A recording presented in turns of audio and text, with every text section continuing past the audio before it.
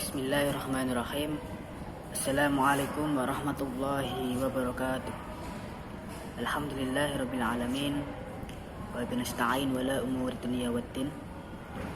Allahumma shalli ala sayyidina Muhammad wa ala ali sayyidina Muhammad, amma ba'du. Alhamdulillahirabbil alamin. Pada kesempatan kali ini saya akan mempresentasikan tasbih, majas dan kinayah dalam Al-Quran, lebih khusus pada juz 9. Langsung saja, yang pertama adalah tasbih dalam Al-Quran juz 9. Yang pertama adalah surat Al-A'raf ayat 179. A'udzubillahi minasyaitonirrajim. Bismillahirrahmanirrahim. وَلَقَدْ ذَرَأْنَا لِجَهَنَّمَ كَثِيرًا مِنَ الْجِنِّ وَالْإِنسِ لَهُمْ قُلُوبٌ لَا يَفْقَهُونَ بِهَا وَلَهُمْ أَعْيُنٌ لَا يُبْصِرُونَ بِهَا وَلَهُمْ آذَانٌ لَا يَسْمَعُونَ بِهَا أُولَئِكَ كَالْأَنْعَامِ بَلْ هُمْ أَضَلُّ أُولَئِكَ هُمُ الْغَافِلُونَ. Artinya, dan sesungguhnya akan kami isi neraka jahanam banyak dari kalangan jin dan manusia. Mereka memiliki hati tetapi tidak dipergunakan untuk memahami ayat-ayat Allah. Dan mereka memiliki mata tetapi tidak dipergunakan untuk melihat tanda-tanda kekuasaan Allah. Dan mereka mempunyai telinga tetapi tidak dipergunakan untuk mendengar ayat-ayat Allah. Mereka lah seperti hewan ternak, bahkan lebih sesat lagi. Mereka itulah orang-orang yang lengah. Yang pertama, kita bahas mengenai jenis gaya bahasa tasbih. Pada surat Al-A'raf ayat 179 di atas terdapat penggunaan tasbih, yaitu terletak pada lafaz ulaika kal an'am, bahwasanya mereka yang memiliki hati, mata dan telinga namun tidak dipergunakan untuk memahami, melihat tanda-tanda kekuasaan Allah dan mendengarkan ayat-ayat Allah, diserupakan dengan hewan ternak. Karena binatang tidak dapat menganalogikan apa yang ia dengar dan ia lihat dengan suatu yang lain. Binatang tidak memiliki potensi akal seperti manusia. Mereka yang diibaratkan sebagai hewan ternak maksudnya adalah mereka yang tidak dapat mendengarkan kebenaran dan tidak pula membelanya, serta tidak dapat melihat petunjuk seperti halnya binatang ternak yang digembalakan, yang tidak dapat memanfaatkan anggota tubuhnya kecuali untuk mempertahankan kehidupan dunia saja. Pada ayat tersebut, penggunaan majasnya dapat dikelompokkan menjadi majas mursal karena menyebutkan alat tasbihnya. Adapun alat tasbihnya adalah huruf kaf pada lafaz ulaika kal an'ami. Ulaika adalah musyabbah, kaf adalah adat tasbih, al-an'ami adalah wajhus syabah. Selanjutnya adalah kewacanaan penggunaan tasbih. Tapi yang dibicarakan pada ayat di atas, yaitu surat Al-An'am, maksudnya surat Al-A'raf ayat 179, adalah mengenai isi dari neraka jahanam, yaitu orang-orang yang mempunyai hati, mata dan telinga namun tidak mereka gunakan untuk memahami, melihat dan mendengar ayat Allah atau kebenaran. Mereka disamakan seperti hewan ternak yang tidak memiliki akal, yang hanya menuruti hawa nafsunya di dunia saja. Karena itulah penggunaan tasbih pada ayat ini menggambarkan betapa hinanya mereka yang disamakan dengan hewan ternak tersebut. Bahkan lebih hina daripada itu. A'udzubillahi min dzalik. Selanjutnya adalah aspek estetika dalam kelompok ayat tasbih. Estetika ayat tadi terlihat atau terasa melalui kiasan bagai hewan ternak pada mereka yang mempunyai hati, mata dan telinga namun tidak digunakan untuk memahami, melihat dan mendengarkan ayat Allah atau kebenaran. Dengan demikian tergambar pada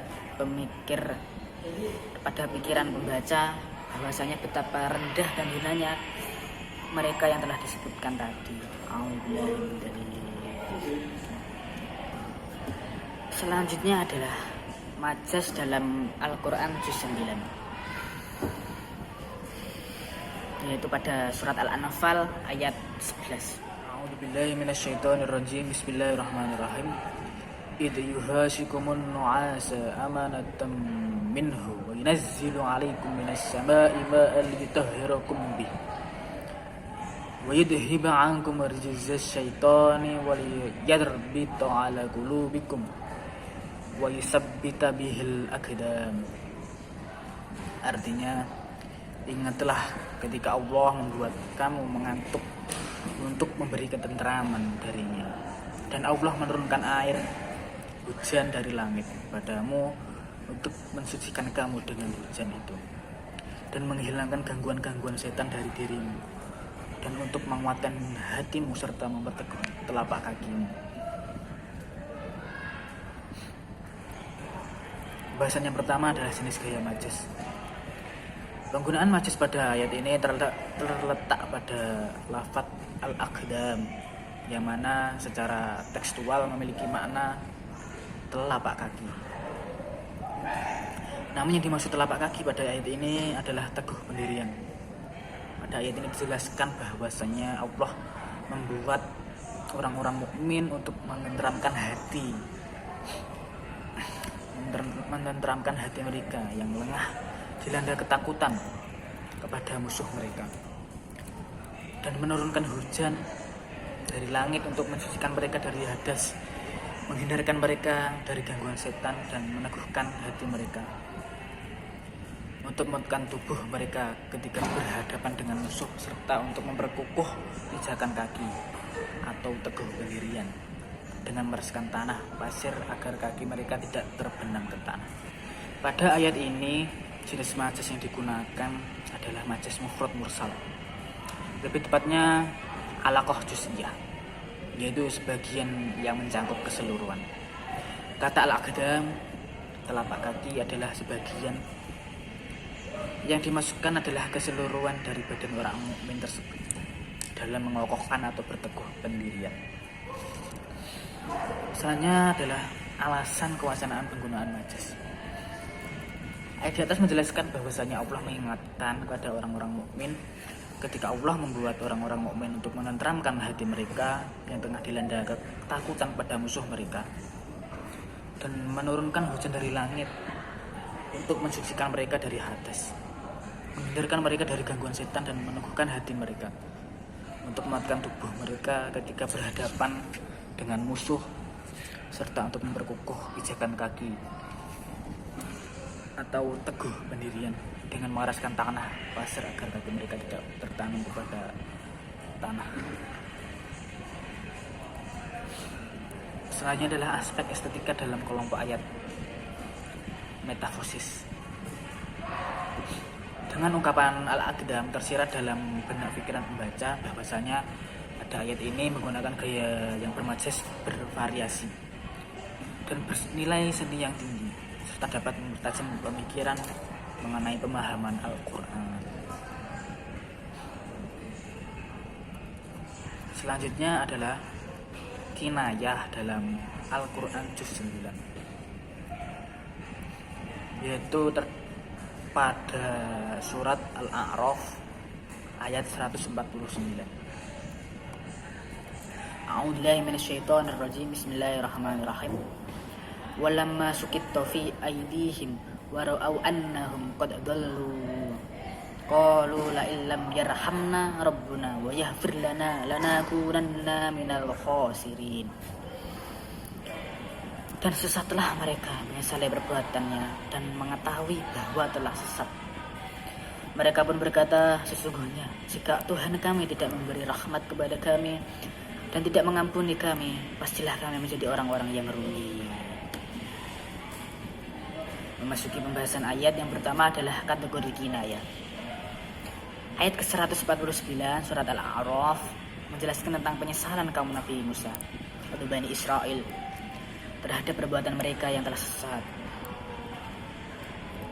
Ayat di atas mengandung kinayah, yaitu terdapat pada lafaz walamma suqitu fi aidihim, yang mana arti secara tekstualnya adalah setelah mereka dijatuhkan oleh tangan mereka sendiri. Namun yang dimaksudkan pada konteks lafaz pada ayat ini adalah setelah mereka Bani Israel menyesali perbuatannya. Jadi jenis kinayah pada ayat ini termasuk dalam kinayah dari sifat qaribah, karena perpindahan makna asli menuju makna yang dimaksudkan tanpa menggunakan perantara. Selanjutnya, alasan kewacanaan penggunaan kinayah. Topik yang dibicarakan pada ayat tersebut adalah penyesalan kaum Nabi Musa atau Bani Israel terhadap perbuatan mereka sendiri yang telah sesat. Ketika Nabi Musa alaihissalam kembali kepada kaumnya, beliau mendapati kaumnya dalam keadaan menyembah patung, anak sapi. Maka beliau menerangkan bahwa apa yang dilakukan mereka merupakan kesesatan. Mereka mengakui bahwa mereka telah sesat. Mereka pun berkata, sungguh jika Rabb kami tidak memberi rahmat kepada kami dan tidak mengampuni kami, pasti kami menjadi orang-orang yang merugi, yakni termasuk orang-orang yang binasa. Hal ini merupakan pengakuan dari mereka terhadap dosa-dosanya yang telah mereka lakukan, sekaligus sebagai upaya kembali kepada Allah. Selanjutnya adalah aspek estetika penggunaan kinayah. Gaya bahasa pada kinayah di atas menampilkan suatu gagasan abstrak dan konkret dengan lafaz walamma suqitu fi aydihim. Tergambar dalam benak pembaca bahwasanya pada lafaz tersebut masih terdapat makna yang mengarah pada makna yang dimaksud ayat, dan juga menunjukkan betapa indahnya penggunaan bahasa dalam Al-Quran. Ya, mungkin itu yang dapat saya sampaikan. Apabila ada kurangnya, saya mohon maaf, dan yang sebesar-besarnya. Akhiran, ihdinas siratal mustaqim. Wassalamualaikum warahmatullahi wabarakatuh.